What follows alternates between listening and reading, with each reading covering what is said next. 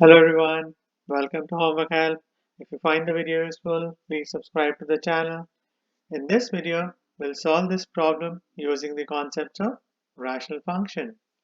As per the problem, determine the intercepts, asymptotes and end behaviors for function f at x equals minus 1 over 4x squared minus 4x minus 3. Then sketch the function and find its domain and range. The given function is a rational function. It is a reciprocal of quadratic function. The first step is to simplify this given function equation by factoring the expression in the denominator.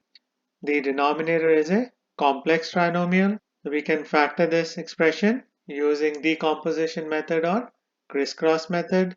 We can use crisscross method for this expression. The first step is to factor the coefficient of the x squared term. The coefficient is 4. 4 can be broken down into 2 times 2 or 4 times 1. The number term is negative 3. Factors of negative 3 are negative 3 times 1. We have to cross multiply these numbers and find out which pairs will give us a sum of negative 4, the coefficient of the x term. 2 times 1 is 2. 2 times negative 3 is negative 6. Negative 6 plus 2 is equal to negative 4. That means the numbers we are interested in are 2 and 2 and negative 3 and 1. We can pair up the numbers horizontally and put x with the numbers on the left side, the 2's. So the factored form is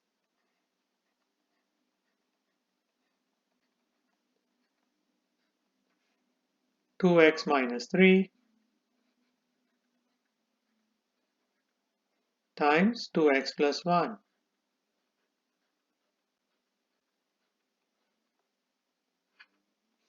Now we can find the intercepts. Let's start with the x-intercept.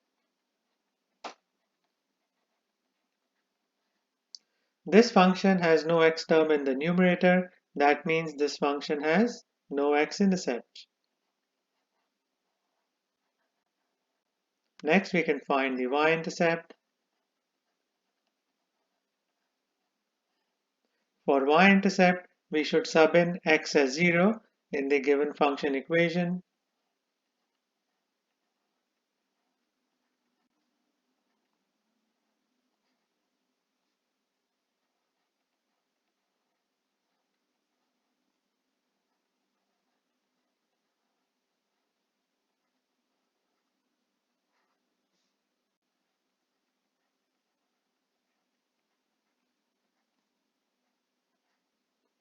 Four times 0 squared is 0.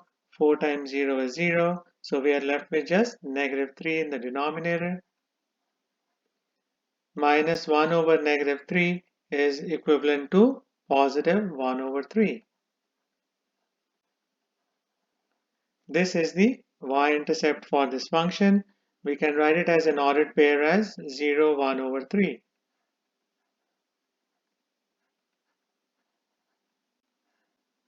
Next, we can find the horizontal asymptote for this function. In the given function, the degree of the numerator is 0 because there is no x term in the numerator. The degree of the denominator is 2 because of the x squared term in the denominator. Since the degree of the numerator is less than the degree of the denominator, the horizontal asymptote for this function is at y equals 0 or the x-axis. This is a very important concept we need to understand and memorize to solve this type of problem. Next, we can find the vertical asymptotes. For vertical asymptotes, we should use the factored form of the equation. We should set both factors equal to 0 and solve for x.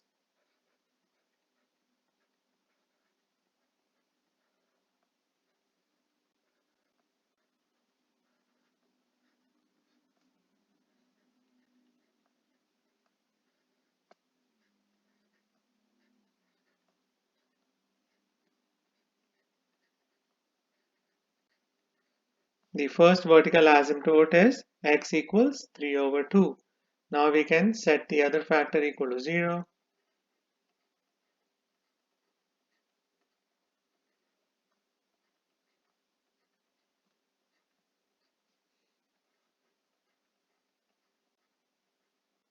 Next we can divide both sides by 2.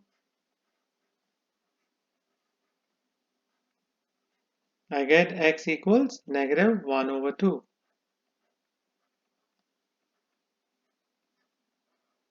This is the second vertical asymptote. Next we can find the end behaviors. Let's start with the end behavior around the horizontal asymptote. For horizontal asymptote, the end behavior is written as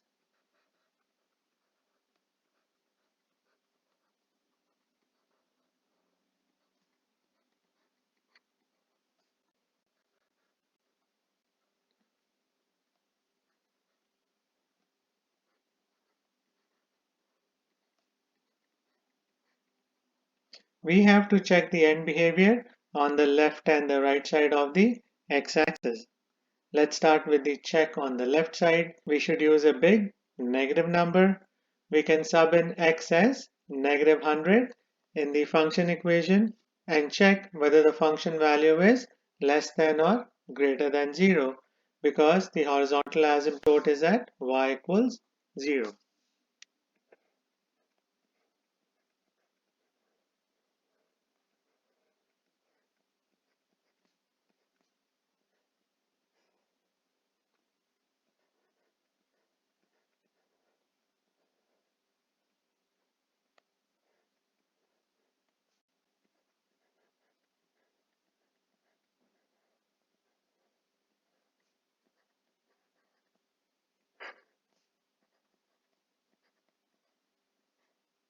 The value of the expression in the denominator is positive. The overall value of this fraction will be negative because of the negative sign at the front. That means the function value is less than 0. So the graph of the function will approach the horizontal asymptote from below. Next, we can do the check for the right side of the x-axis. We should use a big positive number for x. We can use x equals 100.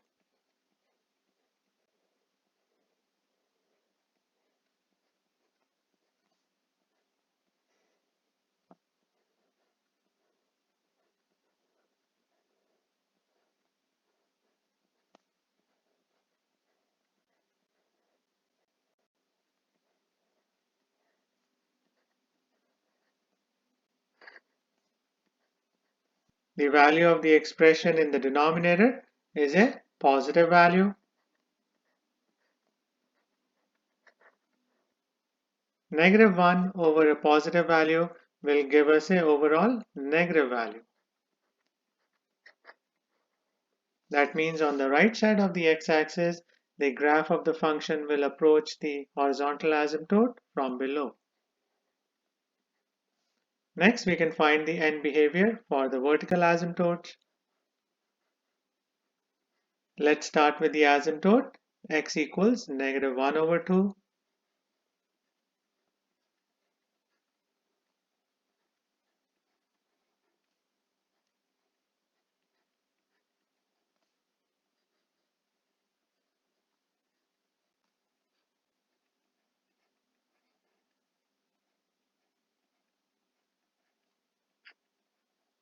Let's start with a check on the left side of the vertical asymptote. We have to use an x value close to negative half, but on its left side, negative half is equivalent to negative 0.5. We can use the test value negative 0.6 because it lies on the left side of negative 0.5.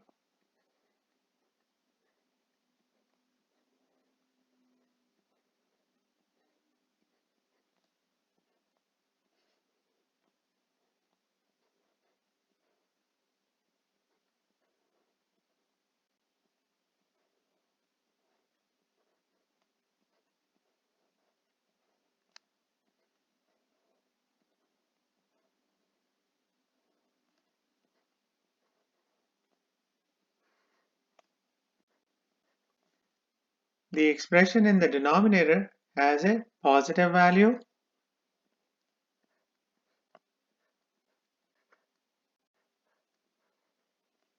The overall value for this fraction will be a negative value. That means on the left side of this vertical asymptote, the graph of the function will approach negative infinity. Next, we can do the check on the right side. We can use the test value, negative 0.4.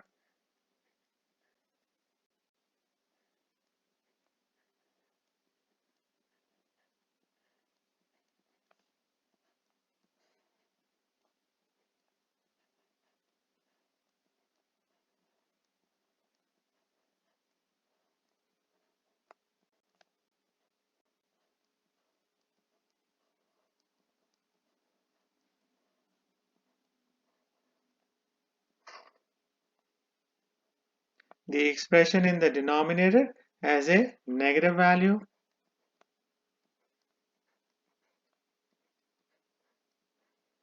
The overall value for the function will be positive.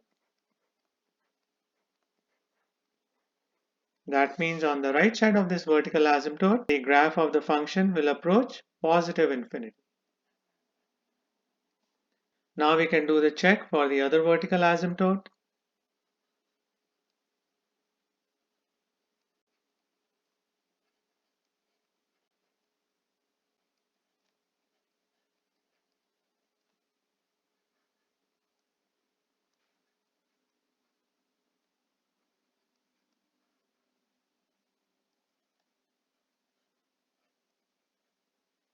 For the left side of this vertical asymptote, we can use the test value 1.4.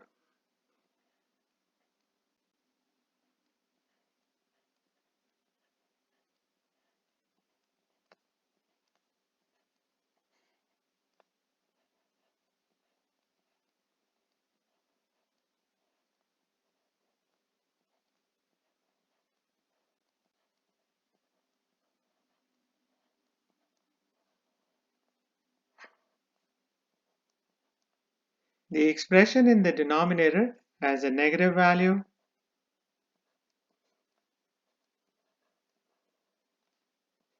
The overall function value will be a positive value.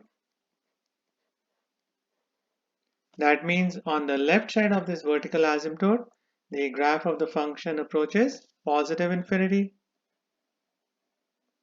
Now we can do the test on the right side of this vertical asymptote. We can use the test value 1.6.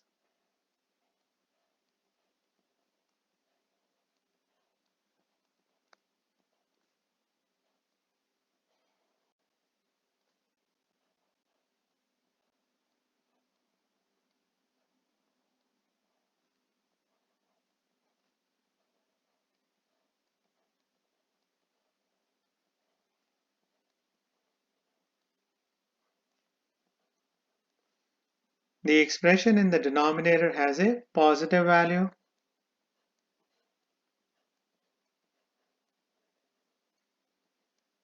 That will make the value of the function negative. That means on the right side of this vertical asymptote, the graph of the function will approach negative infinity. So these are the end behaviors for this rational function. Now we can use all of this information to sketch the function.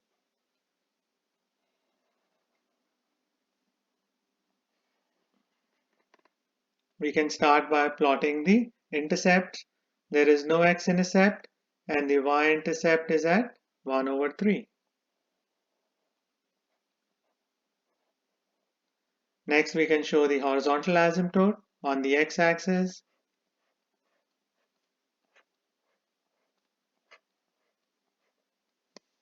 The vertical asymptotes are at 3 over 2.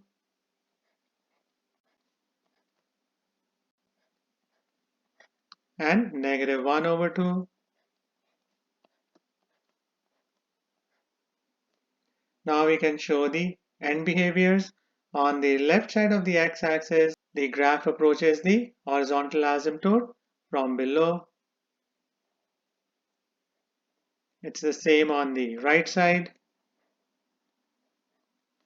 On the left side of the vertical asymptote at negative half, the graph approaches negative infinity.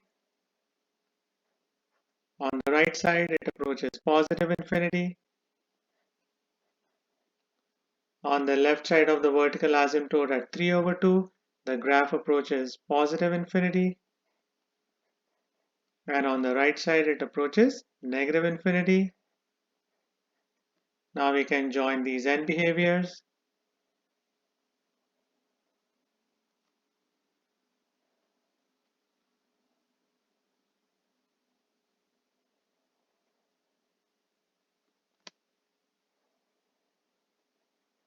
So this can be the sketch of this function. Next, we have to find the domain and range for this function. For that, we have to analyze the curve between the vertical asymptotes. As you can see, the curve between the vertical asymptote looks like a parabola. We should find the lowest point on this curve.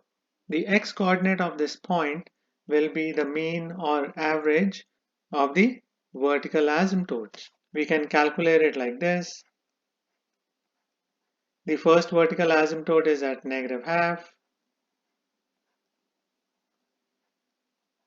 The second one is at 3/2. We should add these x values and divide the result by 2.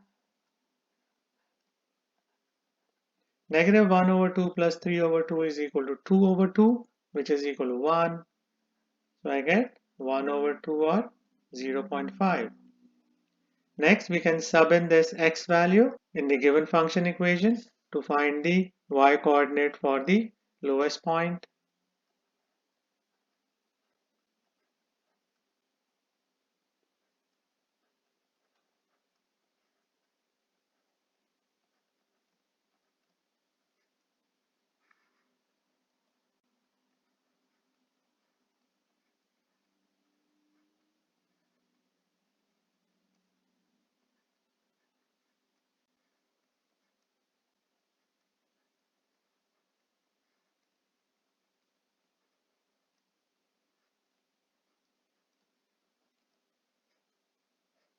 The value of the expression in the denominator is equal to negative 4,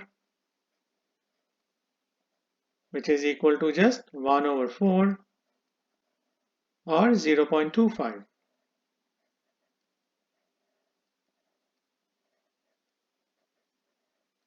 Now we can write the domain and range for this function. The domain of the function is restricted by the vertical asymptotes. It can be written as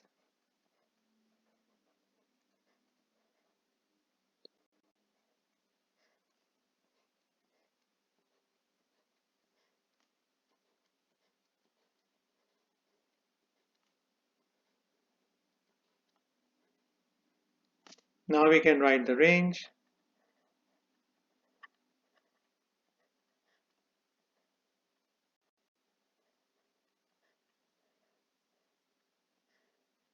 The range is restricted by the horizontal asymptote. The y values can be any real number below 0. Above the horizontal asymptote, the y values can be above 0.25 because that's the y value for the lowest point on the curve. So the second part of the range is y is greater than or equal to 0.25 or 1/4. So this should be the range for this function. So these are the steps you have to keep in mind to solve a problem like this one. So I hope you'll find this video useful. Please share it, like it, and subscribe to Homework Help. Thank you very much and have a nice day. Bye.